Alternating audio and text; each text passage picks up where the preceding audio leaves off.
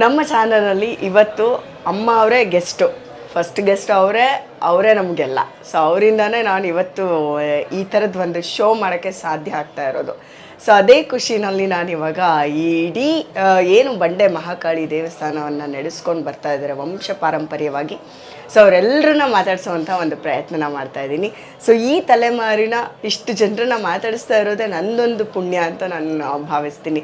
ಯಾಕಂದರೆ ಈಗಷ್ಟೇ ನಾವು ಉದ್ಯಾನ ನಗರಿ ಕಂಡ ಒಬ್ಬ ಶ್ರೇಷ್ಠ ಕುಲಪುರೋಹಿತ ಅಂತ ಏನು ಬಿರುದನ್ನು ಪಡೆದುಕೊಂಡಿದ್ದಾರೆ ನಮ್ಮ ಶಿವಣ್ಣ ಸರು, ಅವರ ಪುತ್ರಿಯನ್ನು ಮಾತಾಡ್ಸಿದ್ವಿ, ಅವರ ಪುತ್ರನನ್ನು ಕೂಡ ಮಾತಾಡ್ಸೋವಂಥ ಒಂದು ಸಮಯ. ಯಾಕಂದರೆ ಸರ್ ಹೇಳ್ತಾಯಿದ್ರು ಏನಂತ, ಇಲ್ಲ ನನ್ನ ಮಗಂಗೆಲ್ಲ ವಹಿಸ್ಬಿಟ್ಟಿದ್ದೀನಿ ಜವಾಬ್ದಾರಿ, ನನಗೆ ಈಗಾಗಲೇ ವಯಸ್ಸಾಗೋಯ್ತು ಅಂತ. ಬಟ್ ಅವ್ರಿಗೆ ಏನೇ ವಯಸ್ಸಾದರೂ ಅವ್ರದ್ದೊಂದು ಆಶೀರ್ವಾದ, ಶಕ್ತಿ, ಅವ್ರ ಬೆಂಬಲ ಎಲ್ಲ ಅವ್ರ ಫ್ಯಾಮಿಲಿಗೆ ಇದ್ದೇ ಇದೆ. ಸೊ ಶಶಿ ಅವ್ರೀಗ ಮುನ್ನಡೆಸ್ಕೊಂಡು ಹೋಗ್ತಾ ಇದ್ದಾರೆ. ಅದ್ರ ಕಷ್ಟ ಸುಖ ಹೆಂಗಿದೆ ಅಂತ ಅವ್ರನ್ನ ಕೇಳಿ ತಿಳ್ಕೊಳ್ಳೋಣ.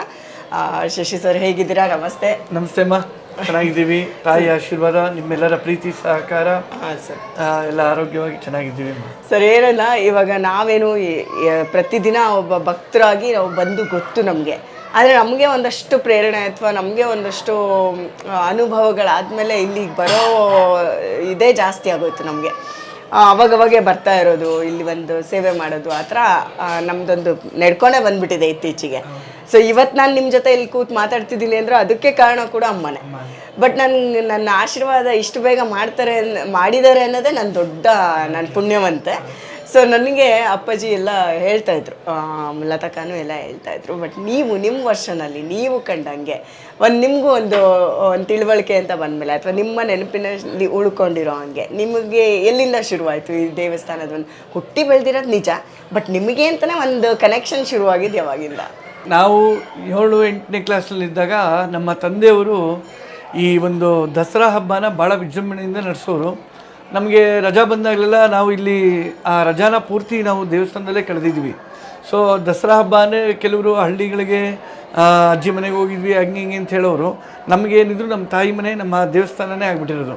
ಸೊ ನಾವು ಇಲ್ಲಿ ಬಂದು ನಮ್ಮ ಹಬ್ಬನ ಆಚರಣೆ ಮಾಡಿಕೊಂಡು ರಜಾನ ಕಳ್ಕೊಂಡು ಆ ಅಪ್ಪ ಅವ್ರು ಮಾಡ್ತಾಯಿದ್ದಂಥ ಒಂದು ಸೇವೆ ಮತ್ತು ಏನು ಜನಗಳಿಗೆ ಸ್ಪಂದಿಸೋದು ಮತ್ತು ಪ್ರೀತಿಯಿಂದ ಮಾತಾಡಿಸೋದು, ಇದೆಲ್ಲ ನಾವು ಗಮನಿಸಿದಾಗ ನಮಗೂ ಅನಿಸೋದು ನಾವು ಈ ರೀತಿ ಅಪ್ಪನ ಥರ ಏನಾದರೂ ಒಂದು ಸಾಧನೆ ಮಾಡಬೇಕು. ಯಾಕೆಂದರೆ ಅವರು ನಡೆಸ್ಕೊಂಡ್ಬಂದಿದ್ದನ್ನು ನಾವು ಉಳಿಸ್ಕೊಂಡು ಹೋದರೆ ಸಾಕಾಗಿದೆ. ಸೊ ಹಾಗಾಗಿ ನಮಗೆ ಅವರ ಒಂದು ಆಶೀರ್ವಾದದಿಂದ, ಅಮ್ಮನ ಆಶೀರ್ವಾದದಿಂದ ಇವತ್ತು ನಮಗೂ ಅದೊಂದು ಅಲ್ಪ ಸ್ವಲ್ಪ ಕಲ್ತಿದ್ದೀವಿ ಅನ್ನೋದನ್ನು ನಾವು ಹೇಳ್ಕೊಬಲ್ಲೆ. ಈಗೇನ ಲತಕ್ಕ ಅವ್ರ ಮಗನೂ ಈಗ ಅಲ್ಲಿ ಸೇವೆ ಮಾಡ್ತಾಯಿದ್ರು ನೋಡಿದೆ ನಾನು. ನೀವು ಆ ಥರ ಚಿಕ್ಕ ವಯಸ್ಸಿಂದನೇ ಶುರು ಮಾಡಿರೋದು. ಸೊ ಇವತ್ತವರೆಗೂ ನಡ್ಸ್ಕೊಂಬಂದಿದ್ದೀರಾ. ನಿಮ್ಗೇನಾದರೂ ಅನುಭವಗಳಾಗಿದೆಯಾ? ಏನಾದರೂ ಅಮ್ಮನವ್ರದ್ದು ಒಂದಷ್ಟು ಅನುಭವಗಳನ್ನ ಹಂಚ್ಕೊಬೋದಾ? ಖಂಡಿತ. ಯಾಕೆಂದರೆ ತಾಯಿಯ ಅನುಭವ ಅಂತ ನಾವು ಹೇಳೋಕ್ಕಂದರೆ ಹಲವಾರಿದೆ. ಯಾಕೆಂದರೆ ಆ ತಾಯಿ ಶಕ್ತಿ, ಆ ತಾಯಿ ಪವಾಡವನ್ನು ನಾವು ತೋರಿಸ್ಕೊಡೋಷ್ಟು ದೊಡ್ಡ ವ್ಯಕ್ತಿಗಳಲ್ಲ. ಯಾಕೆಂದರೆ ನಮಗಾದಂಥ ಸಣ್ಣ ಪುಟ್ಟ ಅನುಭವಗಳನ್ನ ನಾವು ಹಂಚ್ಕೋಬೋದು. ಯಾಕೆಂದರೆ ನಾವು ಈ ಶಬರಿಮಲೆ ಮಾಲೆ ಹಾಕ್ಕೊಳ್ತಾ ಇದ್ವಿ. ಆ ಮಾಲೆ ಹಾಕ್ಕೊಂಡಾಗ ನಾವು ದೇವಸ್ಥಾನದ ಒಳಗಡೆ ಮಲ್ಕೊಳ್ತಾ ಇದ್ವಿ. ನಾವೊಂದು 5-6 ಜನ ಹುಡುಗರು ಮಾಲೆ ಹಾಕ್ಕೊಂಡು ದೇವಸ್ಥಾನದಲ್ಲಿ ಮಲ್ಕೊಳ್ತಾ ಇದ್ವಿ. ಅಮ್ಮ ಏನಾರು ಸಂಚಾರಕ್ಕೆ ಹೋಗಿ ಬಂದಾಗ ಶಾಂತಿಯಿಂದಿದ್ದರೆ ಆವತ್ತು ದೇವಸ್ಥಾನದಲ್ಲಿ ನಮಗೆ ನಿದ್ದೆ ಇಲ್ಲ. ಏನಾರೋ ಒಂದು ಅನಾಹುತ ಅಥವಾ ಆ ತಾಯಿಗೆ ಏನಾರೋ ಒಂದು ಅಂಟು ಮುಂಟಾಯಿತು, ಏನೋ ಒಂದು ಆಯಿತು ಅಂದಾಗ ಆ ಅಮ್ಮ ಕೋಪದಲ್ಲಿ ಬರೋಳು. ಆ ಕೋಪದಲ್ಲಿ ಬಂದಾಗ ನಮಗೆ ದೇವಸ್ಥಾನ ಎಲ್ಲ ಬಿಸಿ ಆಗಿಬಿಡೋದು. ನಾವು ಒಳಗಡೆ ಮಲ್ಕೊಳ್ಳೋಕ್ಕೆ ಆಗ್ತಾಯಿರಲಿಲ್ಲ. ಇಂಥ ಅನುಭವಗಳು ನಾವು ಅನುಭವಿಸಿದ್ದೀವಿ. ಮತ್ತು ನಾವು ಇಲ್ಲೇ ಮಲಗೋ ಕಾರಣ ನಮಗೆ ಅಮ್ಮ ಅವರ ಸಂಚಾರ ಅಂದರೆ ಈಗ ತಾಯಿ ಕಣ್ಣಿಗೆ ಕಾಣಲ್ಲ, ಈ ಗಾಳಿ ಮತ್ತು ಈ ಏನು ಆ ರಭಸ ಒಂದು ಬರುತ್ತೆ ನಮ್ಗೆ ಅದ್ರಲ್ಲಿ ಗೊತ್ತಾಗುತ್ತೆ ತಾಯಿ ಯಾವ ರೀತಿ ಬರ್ತಾರೆ. ಶಾಂತವಾಗಿ ಬಂದ್ರ, ಇಲ್ಲ ಉಗ್ರವಾಗಿ ಬರ್ತಾರ, ಇಲ್ಲ ಸೌಮ್ಯವಾಗಿ ಎಲ್ಲರಿಗೂ ಒಂದು ತನ್ನ ಇಷ್ಟಾರ್ಥ ನೆರವೇರಿಸ್ಕೊಂಡು ಬಂದ್ರ, ಈ ರೀತಿ ಒಂದು ಅಮ್ಮನ ಒಂದು ಸಂಚಾರ ನಮಗೆ ಅನುಭವ ಆಗುತ್ತೆ. ಈಗ ನೋಡಿ, ನಮಗೆ ಕಾಳಿ ಮಾತೆ ಅಂದ ತಕ್ಷಣ ನಮಗೊಂದು ಉಗ್ರವಾದ ರೂಪ ಕಣ್ಮುಂದೆ ಬಂದ್ಬಿಡುತ್ತೆ. ಬಟ್ ಇಲ್ಲಿ ಅಮ್ಮ ಎಷ್ಟು ಶಾಂತ ರೂಪಿಣಿ ಅಂದರೆ, ನನಗೆ ಏನೋ ಗೊತ್ತಿಲ್ಲ, ನೋಡಿದ್ರೆ ಒಂದು ಸ್ಮೈಲು, ತುಟಿನಲ್ಲಿ ಒಂದು ನಗು ಇತ್ತು. ನನಗೀಗ ನೋಡಿದಾಗ ಎಂಥ ಅದ್ಭುತ ಅಂತಂದರೆ, ಅದು ಒಂದು ವಿಗ್ರಹಕ್ಕೆ ದೇವರದೊಂದು ಪ್ರೇರಣೆ ಆಗಿ ಅದು ಆಹ್ವಾನ ಆದಾಗ್ಲೇ ಅದಕ್ಕೊಂದು ಕಳೆ ಬರೋದು. ಅದು ವರ್ಣಿಸೋಕ್ಕೆ ನಿಜವಾಗ್ಲೂ ನಮಗೆ ಸಾಧ್ಯನೇ ಇಲ್ಲ ಬಿಡಿ. ಅದನ್ನು ಅನುಭವಿಸ್ಬೇಕಷ್ಟೆ. ಅದು ನೋಡಿದ್ರೆ ಖುಷಿಯಾಗುತ್ತೆ. ಇಲ್ಲಿನ ಒಂದು ಕಾಳಿ ಮಾತೆಯ ವೈಶಿಷ್ಟ್ಯ ಏನು? ಕಾಳಿ ಅಂದರೆ ನೀವು ಅನಾದಿ ಕಾಲದಿಂದ ಹೇಳ್ಕೊಂಬಂದಿರೋ ಹಾಗೆ ರೌದ್ರ ಸ್ವರೂಪಿಣಿ, ಸಂಹಾರ ಮಾಡೋದು, 8 ಕೈ ಗದೆಗಳು ಅವೆಲ್ಲ ಕತ್ತಿ ಎಲ್ಲ ಇರುತ್ತೆ ಅಂತ ವರ್ಣನೆ ಮಾಡ್ಕೊಂಡು ಬಂದುಬಿಟ್ಟಿದ್ದಾರೆ.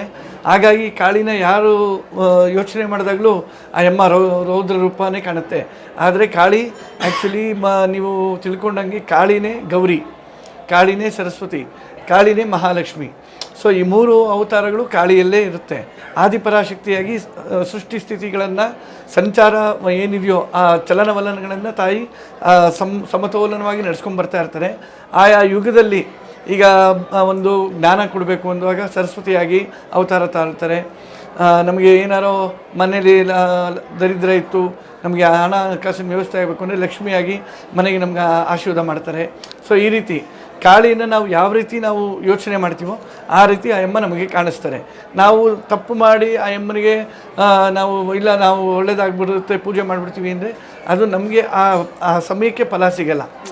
ನಾವು ಮಾಡಿರೋ ತಪ್ಪು, ನಾವು ಮಾಡಿರೋ ಕರ್ಮಗಳು ಕಳಿಬೇಕು, ಕಳೆದ ಮೇಲೆ ಆ ಅಮ್ಮನ ಅನುಗ್ರಹ ಆಗುತ್ತೆ. ಆ ರೀತಿ ಕಾಳಿಯನ್ನು ನಾವು ಯಾವ ರೀತಿ ಪೂಜೆ ಮಾಡ್ತೀವೋ ಆ ರೀತಿ ನಮಗೆ ಅಮ್ಮ ಫಲ ಕೊಡ್ತಾರೆ.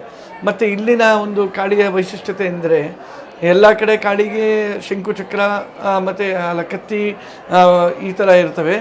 ಆದರೆ ನಮ್ಮಮ್ಮ ಅವ್ರಿಗೆ ಅಭಯ ಹಸ್ತ ಇಟ್ಕೊಂಡು ಶಂಕುಚಕ್ರ ಇಟ್ಕೊಂಡು ವಿಷ್ಣು ಸ್ವರೂಪಿಣಿಯಾಗಿ ದರ್ಶನ ಕೊಟ್ಟಿರೋದು ನಮಗೆ ಪುಣ್ಯ. ಅದು ಮತ್ತೆ ಕಾಲಲ್ಲಿ ಮಹಿಷನ ಸಂಹಾರ ಮಾಡಿ ನಿಂತಿರೋವಂಥದ್ದು ನೀವು ಕಾಣ್ಬೋದು. ಅದು ಒಂದು ಇತಿಹಾಸ ತೆಗೆದಾಗ ನಮಗೆ ಚಾಮುಂಡಿ ಬೆಟ್ಟದಲ್ಲಿ ಅಮ್ಮ ಏನು ಸಂಹಾರ ಮಾಡಿ ಇಲ್ಲಿ ತನ್ನ ಶಾಂತತೆಗೆ ಮತ್ತು ಏಕಾಗ್ರತೆಗೆ ಇಲ್ಲಿ ನೆಲೆಸಿದ್ರು ಅನ್ನೋದು ಒಂದು ಪ್ರತೀತಿ ಇದೆ. ಸೊ ಅದು ಇದ್ರೂ ಇರ್ಬೋದು, ಇಲ್ಲದೇನೂ ಇರ್ಬೋದು. ಬಟ್ ತಾಯಿ ಮಹಿಷನ ಮೇಲೆ ನಿಂತ್ಕೊಂಡು ಎಲ್ಲ ಬರುವಂಥ ಭಕ್ತಾದಿಗಳಿಗೆ ಒಂದು ಆಶೀರ್ವಾದ ಮಾಡ್ತಾ ಇರೋದು ನಮಗೆ ಕಣ್ಣಿಗೆ ಕಾಣುತ್ತೆ. ಅಲ್ಲಿಂದ ಶುರುವಾಗಿದ್ದು ನಿಮ್ಮ ಜರ್ನಿ ಇವತ್ತುವರೆಗೂ ಇಲ್ಲಿ ಬಂದು ನಿಂತಿದೆ. ಇಲ್ಲಿ ಇಷ್ಟೊಂದು ಸಹಸ್ರ ಭಕ್ತರು ಬರ್ತಾರೆ. ಮತ್ತು ಅಸಂಖ್ಯಾತ ಜನರ ನಂಬಿಕೆ. ನಾವೇನು ಹೊಸದಾಗೆ ದೇವಸ್ಥಾನನ ಪರಿಚಯ ಮಾಡ್ಕೊಡೋ ಅಗತ್ಯನೇ ಇಲ್ಲ. ಇಲ್ಲಿ ಅಷ್ಟು ಜನ, ನಮಗೂ ಕೂಡ ಯಾರೋ ಹೇಳಿದ್ದೆ ಫಸ್ಟು ಹಿಂಗೆ ಈಗಾಗಲೇ ಒಂದು 12 years ಬ್ಯಾಕೇನೋ ನಾನು ಫಸ್ಟ್ ಟೈಮ್ ದೇವಸ್ಥಾನಕ್ಕೆ ಬಂದಿದ್ದ. ನಾನು ಅವಾಗ ಜಸ್ಟು ಆವಾಗಿನೂ ಆ ಕಡೆ ಎಲ್ಲ ಆಗಿರಲಿಲ್ಲ, ಇಲ್ಲಷ್ಟೇ ಫಸ್ಟ್ ಎಂಟ್ರಿ ಏನಿತ್ತು ಅಲ್ಲಿತ್ತು. ಬಂದ್ವಿ, ನಮಸ್ಕಾರ ಮಾಡಿದ್ವಿ, ಹೋದ್ವಿ. ಬಟ್ ನಮ್ಗೆ ಆಮೇಲೆ ಗೊತ್ತಾಗಿದ್ದು ಅದು ದೊಡ್ಡ ಇತಿಹಾಸನೇ ಅದಕ್ಕಿದೆ. ನಮಗೊಂದು ನಂಬಿಕೆ ತಾನಾಗೇ ಹುಟ್ಟುತ್ತೋದು. ಅಲ್ಲಿಂದ ಇವತ್ತುವರೆಗೂ ನಮಗೆ ಅದಕ್ಕೂ ದೇವ್ರಿಗೂ ಕೂಡ ನಮ್ಮ ಮೇಲೆ ದೃಷ್ಟಿ ಬೀಳಬೇಕು, ಆಶೀರ್ವಾದ ಬೀಳಬೇಕು. ಇಲ್ಲಾಂದರೆ ಇದು ಸುಮ್ಮನೆ ಯಾರೂ ಕರೆಸ್ಕೊಳ್ಳಲ್ಲ. ಇಲ್ಲಿ ಲಕ್ಷಾಂತರ ಜನ ಬರ್ತಿರೋದು ಇವತ್ತಿನ ದೊಡ್ಡ ಸಾಕ್ಷಿ ಥರ ಅಂತ ಹೇಳ್ಬೋದು. ನಿಮ್ಮ ತಂದೆಯವರು ಎಷ್ಟು ಕಷ್ಟಪಟ್ಟು ಈ ದೇವಸ್ಥಾನ ಜೀರ್ಣೋದ್ಧಾರ ಮಾಡಿದ್ದಾರೆ. ಅವರ ಸ್ವಂತ ಆಸ್ತಿನ ಕೂಡ ಮಾರಿ ಅವರು ದೇವಸ್ಥಾನಕ್ಕೋಸ್ಕರ ಮುಡುಪಾಗಿಟ್ಟಿದ್ದಾರೆ ಜೀವನನ. ಸೊ ನೀವು ಕೂಡ ಮುಂದುವರ್ಸ್ಕೊಂಡು ಹೋಗ್ಬೇಕು ಅಂತ ಬಯಸ್ತಾ ಇದ್ದಾರೆ. ಸೊ ನೀವೇನು ಹೇಳೋಕ್ಕೆ ಇಷ್ಟಪಡ್ತೀರಾ? ನಮ್ಮ ಖಂಡಿತ. ಯಾಕಂದರೆ ಎಲ್ಲಿ ಈಗ ದೇವಸ್ಥಾನ ಮಾಡೋದು ದೊಡ್ಡದಲ್ಲ, ಆ ಪೂಜೆ ಪುನಸ್ಕಾರ, ಆ ಏನು ಕೈಕರ್ಯಗಳು ಅನುಷ್ಠಾನವಾಗಿ ನಡೆಯುತ್ತೋ ಅಲ್ಲಿ ಶಕ್ತಿ ತಾನಾಗಿ ಉದ್ಭವ ಆಗುತ್ತೆ. ಅದೇ ರೀತಿ ಅಮ್ಮನವರು ತಾನು ಉದ್ಭವ ಆಗಿರೋ ಒಂದು ದೇವತೆ ಈ ಒಂದು ನಮ್ಮ ತಂದೆಯವ್ರ ಕಾಲದಲ್ಲಿ ಆ ಪೂಜೆ ಪುನಸ್ಕಾರ ಅನುಷ್ಠಾನವಾಗಿ ನಡೆಯೋದ್ರಿಂದ ಇವತ್ತು ಈ ಮಟ್ಟಿಗೆ ಜನಗಳಿಗೆ ಆಶೀರ್ವಾದ ಆಗಿ ಎಲ್ಲ ಒಳ್ಳೆಯದಾಗ್ತಾ ಇದೆ. ಹಾಗಾಗಿ ಸಾವಿರಾರು ಜನಕ್ಕೆ ಅಮ್ಮ ಇವತ್ತು ಪ್ರೇರಣೆ ಮಾಡಿ ದರ್ಶನ ಕೊಟ್ಟು ಆಶೀರ್ವಾದ ಮಾಡಿ ಕಳಿಸಿ ಎಲ್ಲ ಅನುಗ್ರಹ ಮಾಡ್ತಾಯಿದ್ದಾರೆ. ಅದು ನಮ್ಮ ಭಾಗ್ಯ. ಯಾಕೆಂದರೆ ನಾವು ಏನೋ ಒಂದು ಯಾವುದೋ ಒಂದು ಕಲಿತವರಲ್ಲ. ಇವತ್ತವರೆಗೂ ನಾವೇನು ಯಾವುದೇ ಒಂದು ದೇವಸ್ಥಾನ ಅಥವಾ ಏನೋ ಒಂದು ಮಠಗಳಲ್ಲಿ ಅಥವಾ ಏನೋ ಒಂದು ವಿದ್ಯೆ ಕಲಿತವರಲ್ಲ.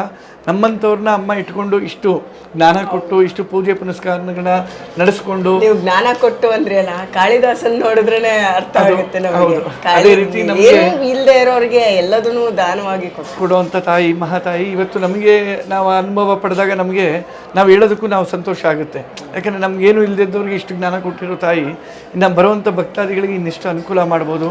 ಸೊ ಅದೇ ರೀತಿ ನಾವು ಅಪ್ಪ ಅವರ ಆಶೀರ್ವಾದದಿಂದ ಇವತ್ತು ಈ ಕ್ಷೇತ್ರವನ್ನು ಇನ್ನೂ ಮುಂದಕ್ಕೆ ಏನೇನು ಕೆಲವೊಂದು ಯೋಜನೆಗಳನ್ನ ಇಟ್ಕೊಂಡಿದ್ದೀವಿ. ಈ ಅನ್ನದಾನದ ಛತ್ರ ಕಟ್ಟಬೇಕು, ಮತ್ತು ಒಂದು ಕಲ್ಯಾಣಿ ಮಾಡಬೇಕು. ಮತ್ತು ದೂರದ ಊರುಗಳಿಂದ ಬರ್ತಾರೆ, ಬಂದವ್ರಿಗೆ ಇಲ್ಲಿ ಉಳ್ಕೊಳ್ಳೋಕೆ ಜಾಗ ಇಲ್ಲ. ಒಂದಷ್ಟು ರೂಮಿನ ವ್ಯವಸ್ಥೆ ಮಾಡಿ, ಮತ್ತು ಕಾರ್ಗಳು ನಿಲ್ಲಿಸೋಕೆ ಮತ್ತು ಬೈಕ್ಗಳು ನಿಲ್ಲಿಸೋಕೆ ಅಂತ ಒಂದು ಕಾಂಪ್ಲೆಕ್ಸು ಅಥವಾ ಏನೋ ಒಂದು ಮಾಡಿ ಬರುವಂಥ ಭಕ್ತಾದಿಗಳಿಗೆ ಅನುಕೂಲ ಮಾಡಬೇಕು ಅನ್ನೋದೊಂದು ಮುಂದಿನ ಯೋಚನೆಗಳನ್ನ ಇಟ್ಕೊಂಡಿದ್ದೀವಿ. ನಿಮ್ಮೆಲ್ಲ ಕನಸುಗಳು ಈಡೇರಲಿ, ನೆರವೇರಲಿ. ಅದಕ್ಕೆ ಅಂತಲೇ ಅಮ್ಮ ಇದ್ದಾರೆ. ಅಮ್ಮ ಅದನ್ನೆಲ್ಲ ಈಡೇರಿಸ್ತಾರೆ. ನಿಮ್ಗೆ ಒಳ್ಳೆಯದಾಗಲಿ. ನನ್ನ ಚಾನಲ್ನ ಒಂದು ಶುಭಾರಂಭ ಅಂದರೆ ನನ್ನ ಚಾನಲ್ ಇತ್ತು, ಅದು ನಿಂತ ನೀರಾಗಿತ್ತು, ಮುಂದಕ್ಕೆ ಹರಿತಾ ಇರಲಿಲ್ಲ. ಇವತ್ತು ಅಮ್ಮನ ಆಶೀರ್ವಾದದಿಂದ ಇವತ್ತಿನ ಎಪಿಸೋಡ್ನ ಸ್ಟಾರ್ಟ್ ಮಾಡಿದ್ದೀನಿ ನಾನು. ಅಮ್ಮನೇ ನನ್ನ ಚಾನಲ್ನ ಈ ಎಪಿಸೋಡ್ನ ಗೆಸ್ಟ್ ಅಂತ ಹೇಳಕ್ಕೆ ಇಷ್ಟಪಡ್ತೀನಿ. ಆ ತಾಯಿನೇ ನನ್ನ ಕೈ ಹಿಡಿದು ನಡೆಸ್ತಾ ಇರೋದು. ಸೊ ನಿಮ್ಮದೊಂದು ಆಶೀರ್ವಾದ ಇರಲಿ. ನಮ್ಮ ವೀಕ್ಷಕರಿಗೆ ಏನು ಹೇಳಕ್ಕೆ ಇಷ್ಟಪಡ್ತೀನಿ? ಖಂಡಿತ ನಿಮ್ಮ ಏನು ಈ ಒಂದು ಚಾನಲ್ ಪಾಂಚಾಲಿ ನ್ಯೂಸ್, ಆ ಒಂದು ಆ್ಯಂಕರ್ ಒಂದು ಚಾನಲ್ ಇದೆ, ಅದು ಇನ್ನು ಮುಂದಕ್ಕೆ ಉತ್ತುಂಗ ಮಟ್ಟಕ್ಕೆ ಬೆಳೀಲಿ ಅಂತ ತಾಯಿನ ಕೇಳ್ಕೊಳ್ತೀವಿ. ಯಾಕಂದರೆ ತಾಯಿ ಅನುಗ್ರಹ ಆದರೆ ನಾವು ಎಲ್ಲೋ ಆ ಒಂದು ಸಾಧನೆಗೆ ಆ ತಾಯಿಯ ಅನುಗ್ರಹ ಆಗುತ್ತೆ. ಸೊ ನಿಮಗೂ ಆ ಆಶೀರ್ವಾದ ಸಿಗಲಿ, ಚೆನ್ನಾಗಿ ನಿಮ್ಮ ಚಾನೆಲ್ ಯಶಸ್ವಿಯಾಗಿ ಎಲ್ಲ ಒಳ್ಳೆಯದಾಗಲಿ ಅಂತ ಕೇಳ್ಕೊಳ್ತೀವಮ್ಮ. Thank you so much. All the best. So ನೋಡಿದ್ರಿ ಅಲ್ಲ, ಇಷ್ಟೊತ್ತು ಶಶಿ ಅವರು ನಮ್ಮ ಈ ದೇವಸ್ಥಾನದ ಜೀರ್ಣೋದ್ಧಾರ ಮುಂದೆ ಹೆಂಗೆ ಮಾಡ್ಬೋದು, ಅಪ್ಪ ಒಂದು ರೀತಿ ಸ್ಟ್ಯಾಂಡ್ ಮಾಡಿದ್ರು, ಮಗ ಇನ್ನೊಂದು ಲೆವೆಲ್ಗೆ ಸ್ಟ್ಯಾಂಡ್ ಮಾಡೋದಕ್ಕೆ ನಿಂತಿದ್ದಾರೆ. ಅವರ ಆಸೆನೂ ಅವರ ಕನಸು ಈಡೇರಲಿ ಅಂತ ನಾವು ವಿಶ್ ಮಾಡೋಣ.